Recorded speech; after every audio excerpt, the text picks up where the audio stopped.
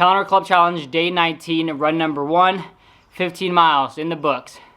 And that run was a little bit of lows, a little bit of highs, and some more lows. Gonna throw the map of the 15 miler up here, splits up here, and I went out. 4 miles in was a little bit rough, and I decided to come back because I was wearing a light sweater. Decided to drop off the light sweater plus this pack, and I was like, you know what, I'm gonna go shirtless. So I went shirtless, phone in hand, and for the next 7 miles, it felt really good. It felt really strong. I looked down at my splits, 9 minutes, 9:14, 9:30s, and I was like, whoa, I am booking it. So I don't know what it was. Maybe it was that sip of Gatorade when I came back, or maybe it was just because I felt lighter. I didn't have my shirt on and I didn't have my pack on.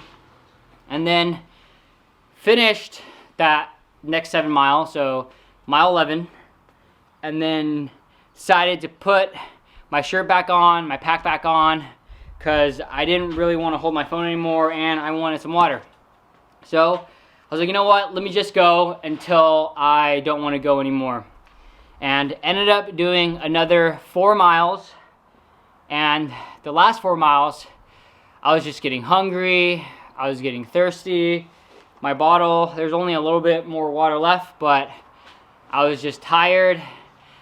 I did come back at mile 11 and I ate some chips, had some fruit, but I still was getting hungry. But I'm just glad that I finished 15 miles, 4 more miles for the day.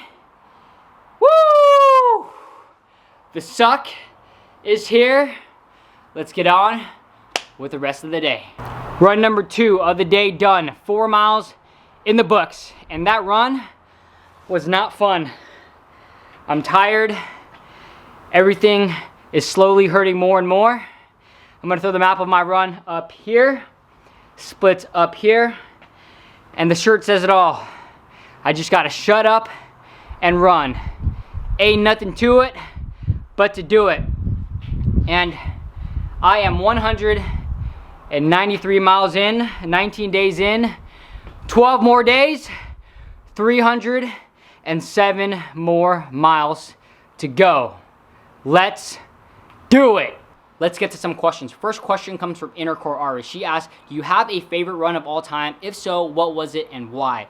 So my favorite run of all time would have to be my 100-mile run that I did last December, and there's a few reasons why it's my favorite run. First off, it was self-supported. I had my brother and my friend come out and crew me, but other than that, everything was in my car. I had to go back and forth, and really, this was a no glory, no medals type of race. It was only for me and to say that I did it. Reason number 2, my parents actually came out to support me at the 50-mile mark or so, and they stayed till the very end. I ended up finishing around 11 to 11:30 p.m. and they had to drive home after, which is an hour and a half away, though they stayed till the very end and made sure that I finished. And reason number 3, it hurt so much. The first 50 miles took me a little less than 13 hours. And the second 50 took me 17 or 18. I finished right around 30 hours or so. And the last 20 miles, I literally could not run. I was trying to bend my knees and they wouldn't bend. And the fastest that I could muster, and this was me going pretty much all out, but it was so painful, was 15 minutes per mile, 16 minutes per mile, and I can only hold that for 10 seconds, 15 seconds before I had to start walking again. And it hurt so much that I had to basically waddle to that 100-mile mark. But when I finished, it literally felt like my mind instantaneously expanded and I could do anything that I set my mind to. All right, let's do this. 100 miles. Mile 25 check-in, still feeling pretty good. 75 more miles to go, let's do it. 50 more mile check-in. halfway there. Just got to do that one more time. Mile 75 check-in. 25 more miles to go. It's all here, mental. I can do this. I can do this. Mile 95 check-in, baby. Home stretch. That's right. 5 more. 5. The next time you see me, I will have successfully completed 100 miles. I'm so happy, I swear. I'm gonna cry. Yeah, buddy. 100 miles. Completed. Good job, Thank dude. you. Congratulations, man. Thank you. Thank you to my supporting cast. Thank you. 100 miles. What a day or 2 days.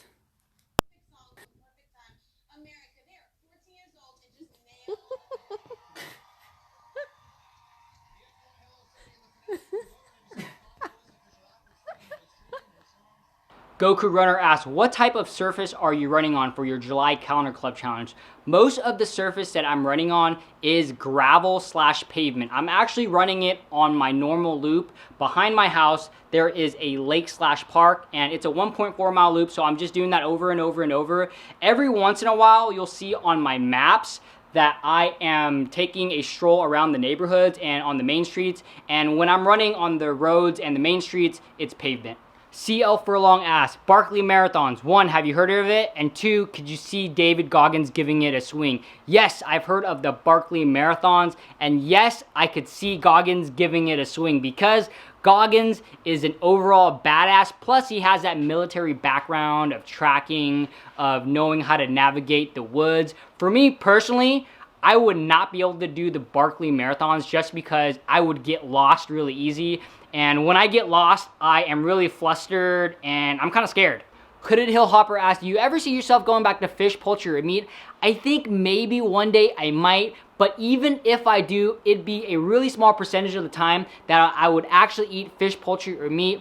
Right now, I feel so good and I'm recovering so well as a vegetarian that it doesn't even really cross my mind to incorporate meat back into my diet. And the reason that I say maybe is because let's say that I am traveling abroad and they have a delicacy or it's a once in a lifetime meal. Am I really gonna wanna skip out on that? Probably not. And actually, my biggest barrier and what I am afraid of most, and the largest reason why I haven't incorporated meat back into my diet, is because the few times that I've had meat-infused items, for example, like pho, if the pho is made out of beef broth or chicken broth or has a chicken in it, obviously I'll take the chicken pieces out or the beef pieces out, though I'll still get rad stomach aches, and sometimes it's really, really bad. Sometimes it's a hit or miss, but I've had those times where I'm out for like an hour. Aaron from FitLab asks, how did you get to the point of not giving a crap about what other people think? I don't think that I necessarily don't give a crap about what everyone thinks. I still care about the people that are close to me. I still value their opinion. So in that sense, I still care about what they think, but it's a very, very small percentage. But even then, I'm still going to do me and do what I think is best for me while at the same time taking their opinion in. And for the most part, I don't really care too much about what people think. And I think how I got to this point was, and I mentioned it before, was that book, The 4 Agreements. And one of the big points in that book is whatever people say or whatever people think, it's a reflection of them and not you. And also for me personally, I think everyone is entitled to their own opinion. So if you think negatively about me, that's on you. And you have the right to believe in whatever you want to believe in, and you have the right to your own opinion. And I'm not really going to try to change that. So it's all good. So it's ironic that today I was wearing my Shut Up and Run t-shirt on my 4-mile run. And that t-shirt is actually one of my favorite t-shirts, though I don't wear it much anymore just because I much prefer the dry fit Nike material. And that t-shirt is made out of cotton, but it was a short run, 4-mile run, so I decided to wear it. And that t-shirt right now is just so fitting for my life and for running. And right now, with this calendar club challenge, I am getting into the harder days in terms of mileage. And this just makes me think about the analogy of the July calendar club challenge / running 500 miles in a month with life. And similar with life, for the July calendar club challenge, I have a game plan. And the game plan is simple. It is to run the number of miles on the day of the month. Break it into however many sessions that I want, but I already know what I need to do. Today, I had to run 19 miles. Tomorrow, I have to run 20. The day after that, I have to run 21, so on and so forth, until I am done with the rest of the month. And once I have a game plan with this challenge or with life, I just need to execute. And what is executing? I just need to shut up and run. I just need to put my head down, put in the work, and get after it. It's that simple. And I try to keep things pretty simple in terms of my life, in terms of exercise, in terms of running. I just need to put my head down and work. And that's the message of the day. Sometimes you just have to shut up and run. Also, for all my runners that use Strava, I recently started a run club on Strava, RunWithVinceLuu, similar to Life with Vince Lou, but run, and it is all one word. I am going to put a screenshot of the club right here, and then also a link in the description below. So if you would like to join my run club, please use the link below in the description to join. And thanks for watching. Hope you all enjoyed that video. Let me know down in the comments below if you have any additional questions for me. If you would like to be featured in video form to ask a question in my daily vlogs, please send your clip to lifewithvinceluu@gmail.com. Please give this video a thumbs up. It really helped me out. If you want to catch another one of my videos, there's a video right here. There's a video right here. And if you haven't already subscribed to my channel, make sure you hit that subscribe button right here. See you all tomorrow.